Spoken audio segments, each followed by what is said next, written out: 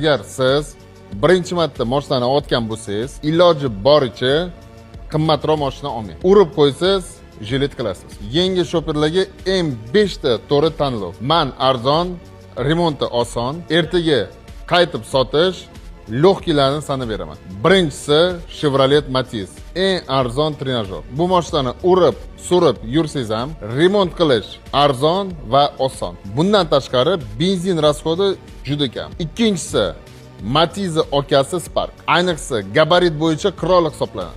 Shahar ichida shashka qilishga undan zo'r mashinasi yo'q. Uchinchisi faqat bagaj kerak bo'lsa Nexia 3. Nexia 3 bizani yo'llarga mehnatkashi. Ayniqsa ходовой qismi juda ham baquvvat. Motor va korobkasi sinalgan va ishonchli. Hozirgi sanab bergan mashinalarim начинающийlarga. Bundan keyin albatta undan ham zo'r olasiz. Agar eski mashinani sotmoqchi bo'lsangiz